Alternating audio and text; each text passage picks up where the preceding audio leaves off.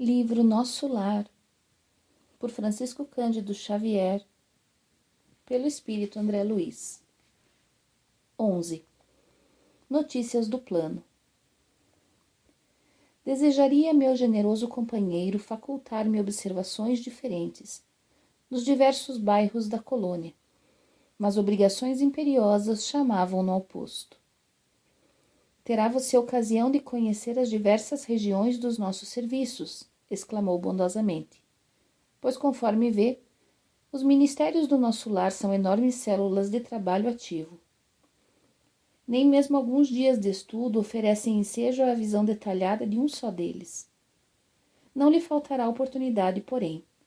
Ainda que me não seja possível acompanhá-lo, Clarencio tem poderes para obter-lhe ingresso fácil em qualquer dependência.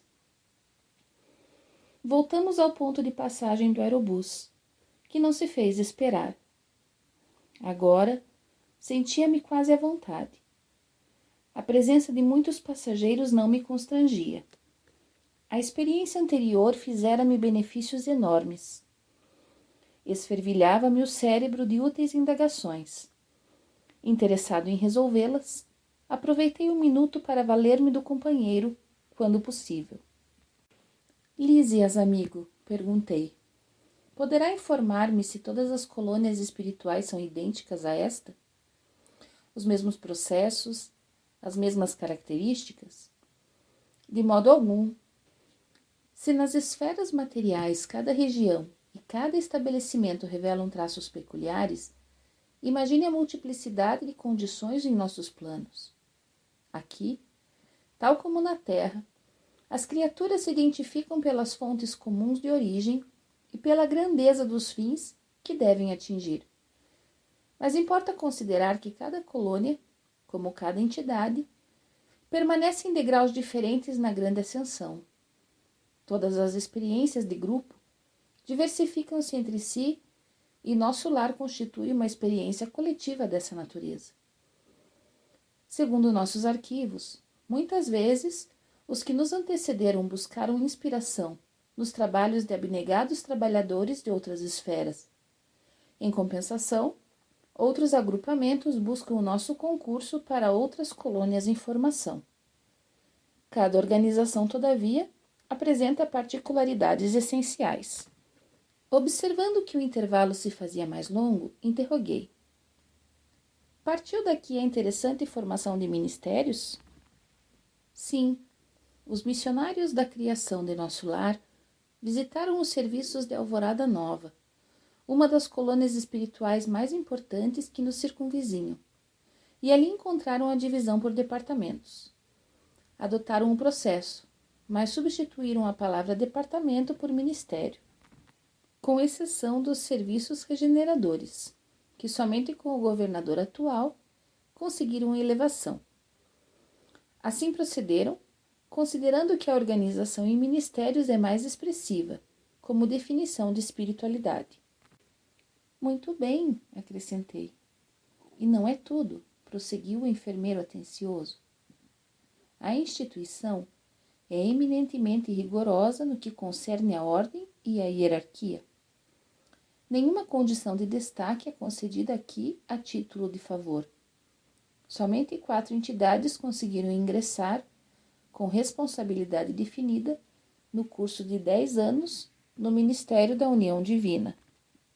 Em geral, todos nós, decorrido o longo estágio de serviço e aprendizado, voltamos a reencarnar para atividades de aperfeiçoamento. Enquanto eu ouvia essas informações, justamente curioso, Lísias continuava. Quando os recém-chegados das zonas inferiores do umbral se revelam aptos a receber cooperação fraterna, demoram no Ministério do Auxílio. Quando, porém, se mostram refratários, são encaminhados ao Ministério da Regeneração.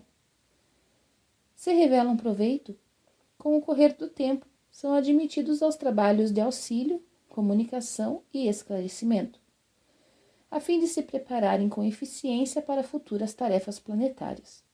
Somente alguns conseguem atividade prolongada no Ministério da Elevação, e raríssimos, em cada 10 anos, os que alcançam intimidade nos trabalhos da união divina. E não suponha que os testemunhos sejam vagas expressões de atividade idealista. Já não estamos na esfera do globo, onde o desencarnado é promovido compulsoriamente a fantasma. Vivemos em círculo de demonstrações ativas. As tarefas de auxílio são laboriosas e complicadas. Os deveres no Ministério da Regeneração constituem testemunhos pesadíssimos. Os trabalhos na comunicação exigem alta noção da responsabilidade individual. Os campos do esclarecimento requisitam grande capacidade de trabalho e valores intelectuais profundos. O Ministério da Elevação pede renúncia e iluminação. As atividades da união divina requerem conhecimento justo e sincera aplicação do amor universal. A governadoria, por sua vez, é sede movimentada de todos os assuntos administrativos. Numerosos serviços de controle direto, como por exemplo de alimentação, distribuição de energias elétricas, trânsito, transporte e outros. Aqui, em verdade, a lei do descanso é rigorosamente observada para que determinados servidores não fiquem mais sobrecarregados que outros. Mas a lei do trabalho é também rigorosamente cumprida. No que concerne ao repouso, a única exceção é o próprio governador, que nunca aproveita o que lhe toca nesse terreno. Mas nunca se ausenta ele do palácio? Interroguei. Somente nas ocasiões em que o bem público o exige. A não ser em obediência a esse imperativo, o governador vai semanalmente ao Ministério da Regeneração, que representa a zona de nosso lar em que há maior número de perturbações, dada a sintonia de muitos dos seus abrigados com os irmãos do umbral.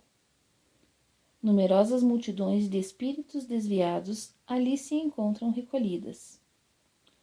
Aproveita ele, pois, as tardes de domingo, depois de orar com a cidade no grande templo da governadoria, para cooperar com os ministros da regeneração, atendendo-lhes os difíceis problemas de trabalho.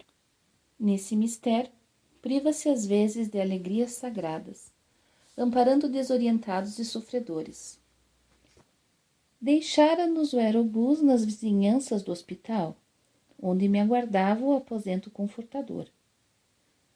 Em plena via pública, ouviam-se, tal qual observara a saída, belas melodias atravessando o ar.